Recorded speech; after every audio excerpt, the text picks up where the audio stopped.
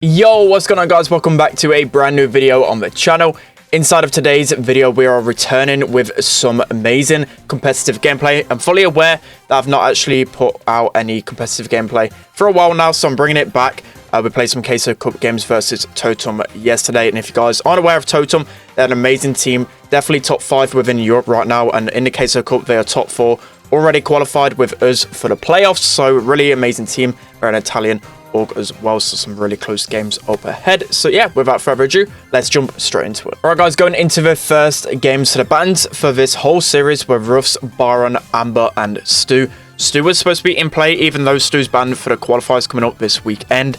But for Queso Cup, for some reason, you had to just use it as a ban. So kind of had to waste a ban on Stu. We didn't really want to practice with Stu in play, considering the qualifiers is literally a few days away. So you can see both teams going for the Jesse, Mr. P, and Tick combination. It's just a really good control comp. You got Mr. P who can counter throwers, who can counter the enemy Jesse as well. The other thing about Mr. P, and a lot of times on this map, people tend to go like really aggressive comps, like Triple Tank, like Poco Mortis, BB, those kind of things. So Mr. P can be really, really vulnerable on this map. But as a first kind of comp, I think both teams really didn't run a risk using the tanky strategies. You can see we've done really well to keep control here. What for the most part you want to be doing is taking in terms of who's getting control whilst one heals up in the back. One person will push up on that zone as well, but you can see we've got really insane pressure. It's kind of hard to push up against such a spammy control comp, especially with Mr. P and Tick. You guys know how annoying both of those brawlers are, and when it's free choke points and really short closed lanes, it's hard to kind of push up unless you've got supers. So we're able to get down Maru there, probably a bit too aggressive on his part. I don't think he really needed to do that. I've got turrets, so you can see here we've done really well, 50% to 36% of getting control. So I've got turrets, so the main thing I've got to do here is trying to throw this on the Jesse, try and waste as much ammo as possible, keeping them as far back. So instead of putting it behind a wall, I just put it out in the open just so I know Jesse can shoot it and waste all of it ammo. Tom does a good job against Soy Debresser as well. Casey gets the kill over there, and you can just see they've literally spent what, probably nearly 20 seconds plus just shooting that turret singly. They definitely should have targeted that turret together to get that down much quicker, but with 25 seconds on the zone, you get obviously 2% per second. So you can see how fast it's actually flown up. Already got such a big lead just from one control point. We're going to be winning that game pretty comfortably there. Let's hop into the next game. All right, guys, hopping into the next game. So we thought we'd try something a little bit different. We've played a little bit of Bo in scrims, and Bo honestly actually is a good pick. To be honest, just from the get-go, I feel like we should have probably picked a Colt instead of the Mr. P, but we just kind of wanted to go across things from well, we just wanted to be sure that the comp was okay, because Colt can really struggle against control brawlers as well. But the main aim for this, what we've seen SK run a strategy. We've seen it quite a few times in scrims already with Bo or with a Colt. You just want to break open as many walls as possible, and then what 8-Bit can do with his turret is just completely beam basically a 1v3 in this situation. And this comp that we're using as well was pretty good against tanky combinations. We kind of thought they might switch it out. It was a bit risky, especially against Totem, to run the same comp, because they really do like to switch things up. They like to counter you a lot of the time, so you got to really be careful and try and switch up your combos as much as possible. Be really, I don't even know what the word is for it. You got to be kind of like prepared to switch up as much as possible. Yeah, I can't think of the word. But anyways, you can see they've just got so much control. We just really struggled to open it up. I think a Colt would have been better than a Bo maybe, or even a Colt and a Bo. A Bo actually is secretly okay, because in that middle choke point, there's not a lot of room to move. So you can kind of like move the shot pattern from Bo from left to right and just cover the middle really easily. And it's worked a lot of times in scrims, but this game they just completely dominated. Fair play to them. They're basically a hard counter to 8-Bit. We really didn't expect them to keep with the same combo. And yeah, there's just no way we can push back on. It's just taken us so long to get the 8-Bit turret, so long to even break any part of walls. So that's going to be 1-all inside of that set. Let's hop into the final game. All right, guys, jumping into the final game of the set then. So we have gone with the triple tank combination, and they've gone for Poco double tank. So just from the get-go, I kind of, well, all of us really thought that they would expect us to go back to the original comp, because our comp didn't work. But to be honest, we weren't as dumb as that. We kind of knew that it would get countered by tankier combinations, more aggro ones. That's what I was saying in the first game of the first set, is that the Tick and Mr. Peach really struggle with combinations like both of ours. This is what you tend to see in tournaments on this map. Comps like this one, or really hard counters to tanks like what we would have done with 8-bit Bow. That would have really messed up tanks, but unfortunately we just got the wrong matchup. So basically with this combination, what you want to be doing is just taking it in terms of who's controlling the zone. So you can see here, I'm just doing a really good job of buying time, just using my super just so these guys can't run past me and get into the zone.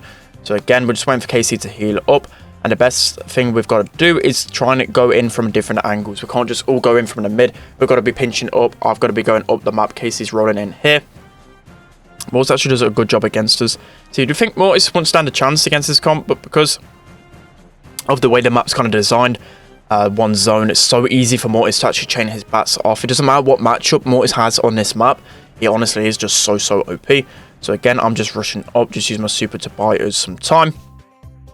It's a really close game here, but it's important not just to rush in, because we've still got a little bit of time, 10 seconds left. We just need to get them off the zone. So really nice super from KC, just buying as much time as possible here. And again, Tom going up, I told him just to go up, buys as much time as possible. Really well played from him. We literally need 1%. I managed to go down, and then Tom probably just nearly, that was actually so close. I was going to say Tom should have probably just ran it in no matter what, because else we would have lost that. But KC with the clutch, being able to roll and get that last percentage in. That's going to be the first set. Let's hop into the second one. Right guys, jumping into the first game of the second set is Ice for Gem Grab. So the best combo with these kind of bands, with Ruff's band, with Amber band, with Stu band, and Byron, I think Byron band, yeah, Byron was banned. The Max Sandy Rosa strategy I was talking about in my championship challenge guide is just insane on Gem Grab at the moment. Every single Gem Grab map, and probably every single Brawl map, this combo is insane, especially with the amount of grass like Sneaky Fields. You know, that combo is amazing. People use it in every single Gem Grab map as well because of how good it is. Actually, no, not Minecart Madness, but definitely harder at mine and Ice for. We thought we'd go with, I wouldn't really say a counter, but it's just a really annoying combo. We've got a Sprout, Mr. P, and an 8-bit. To be honest, their combo is better, just because if they get mid-control of the grass, it can be really hard, especially if they combine Sandy Supers and Rosa and Max. If they get the good synergy going between those three, I don't think a lot can really stop it unless you literally go hard counter. So what we've done here, we've done really good to get KC's 8-bit turret up nice and early. What we want to be doing as much as possible is focusing on the Rosa, making sure she's not sneaking in constantly over and over again. So you can see here, we do need to get caught out. Soy does manage to reveal his position now, get 2 nice shots on him, manage to take him down with some nice shots from KC. Now it's all about just trying to keep control. That was a bit of a rush wall from me.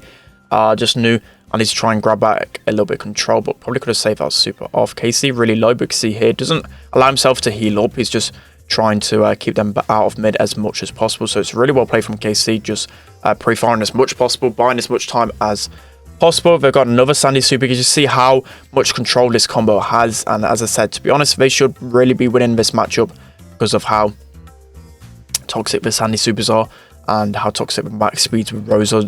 We haven't really got enough DPS to take down that Rosa straight away, especially when she's just respawned. So we know here, I caught Soy going down the right hand side. I knew where he was. So that's one thing with Rosa as well, is that she can be really sneaky. But the fact that we called it out a lot of the times, just knew where her whereabouts was, it just allowed us to take her down much easier.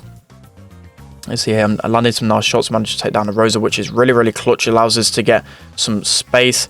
I do get a wall to block it off as well. So we only need, I think, 2 more gems to actually win this game. So I'm just focusing more on just keeping these guys low for as long as possible. Tom doing a good job keeping Soy nice and low. And all we need now is, I think, 1 gem and we should be winning this game. Yep, so they have to go all in here. They're going to go really low. But we managed to get them all down. So super well played from us to win that matchup. Pretty OP. Let's hop into the next set. Right guys, jumping into the next game of the gem grab. And as you can see, both teams gone for the Max Sandy Rosa combination. It's just so broken right now. The Rosa gadget is just so crazy good. You can see here Tom using the gadget probably a little bit too early, but I don't know. It did confirm the kill, did get us mid control, so you could say it was actually really good. I didn't expect someone to use gadget so early. They probably didn't either, so managed to take him off. And even Tom going down there, he didn't want to waste the gadget because he knew he'd use 2 gadgets straight away. But what it's done is just got his mid control, and I think that's what Tom was aiming for, which was really crucial. But you can see here, they're going to go in. Tom got his super, the perfect timing with my max speed, and that's always going to result in a really good matchup. He knew that Sword Wrestler used his Rosa super earlier on. He's not going to be cycling it well. Tom was really close to it, so you can see here again, I've got my max speed perfectly in time for when Tom has his Rosa super, and it doesn't matter how low Tom is, as long as he's above, like, I think around 2k HP at least, he's going to be surviving for a long time.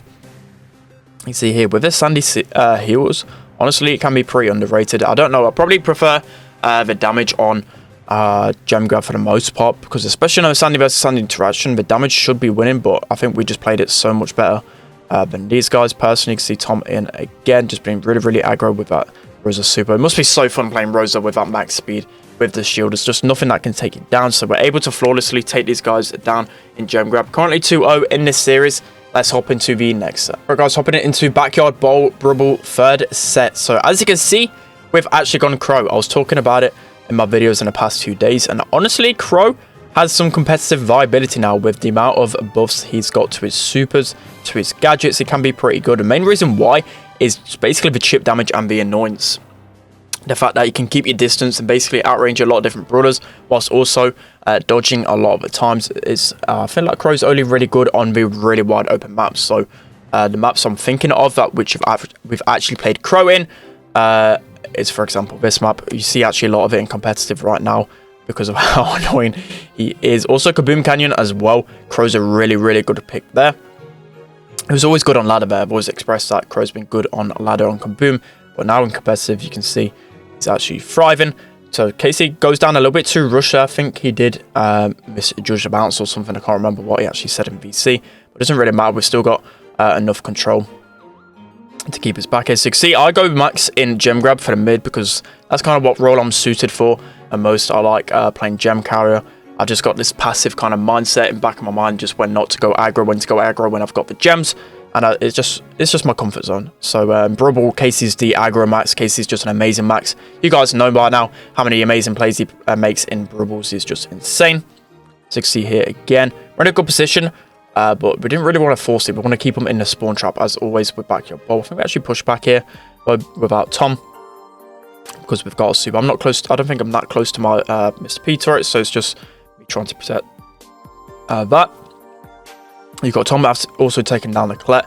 Good thing about Crow, for example, as well, and is even better in a Byron and Amber meta. So what we've realized as well on the longer range maps, Crow works really well against Byron because you've got that toxic slow. You've also got the 25%, I think, like healing debuff. I think it was a few updates ago. I can't even remember now. You've also just got 2 amazing star powers. I think Tom actually uses extra toxic. But to be honest, you can get away with using either. I'll probably use carrying Crow because it just does so much damage, especially when an enemy's at a certain threshold. It can absolutely beat them. I've seen a lot of pros use both of them. So it's interesting to see which one's actually more viable. We'll probably wait and see. But honestly, Crow's just been getting so much pressure. There's nothing they can really do. Tom's just been bullying them the entire game. The Mr. P porters have just been in their face the entire game. I think they went Colette because Colette's more of a safe pick. In case people go like Poco double tank, then Colette's just gonna absolutely melt. She's amazing on this map. So he probably goes a bit too aggro on our turret there, gets taken down by a Crow super. So really well played from Tom. He got the super onto one person, onto the next, and that's just so satisfying. And here we actually nearly managed to throw it there. Casey was literally one max shot away from dropping that down. I don't even know what happened. Definitely I could have just scored if Casey didn't touch it, but I think he was just a bit too excited and he didn't realize he didn't have any ammo. But that's going to be the first game of Brawl right there. Let's hop into the second game. Right guys, jumping into the second game of Brawl then. So you can see we've gone Max, Crow and Jean. As always, Max and Jean is just such a good combination together. It doesn't really matter if they've got Mr. P. As long as you play it correctly, you can be winning this matchup. And especially when, you know, I'm such a good Jean. I don't want to point that out too much, but Jean's just one of those comfort brawlers where I feel like I can actually... It's just one of those brawlers where I know what matchups I can win, when I can win the matchup, that kind of thing. And you can see here, really nice, well-played goals from me and KC, both recognizing that we can go ahead and score there. So really good heads-up play from us. We're getting much better at Backyard Bowl. Backyard Bowl used to be one of our worst maps, and now with Casey with being such a good max, we're able to improve on this a lot. You can see it as well, just this synergy between Jean and like a brawler like Crow and Max are going to be sticking by you a lot of the times. They just get that passive healing from Magic Pulse. We just know how to play with Jean so well. And to be honest, when Mr. P's in the meta, and not banned. Jhin can really struggle, but on an open map like this, we know how to play against it. So you can see here again, me and KC going really aggro. He's getting the passive heals. He knows he's going to get that healing per tick. We're just going to get the ball and take it out, though. It's really important to keep control in Brawl, especially against really smart teams. You want to be keeping their ball as much as possible, forcing them in awkward positions. You can see here, KC's lasering them. Tom's doing a really good job of keeping them back.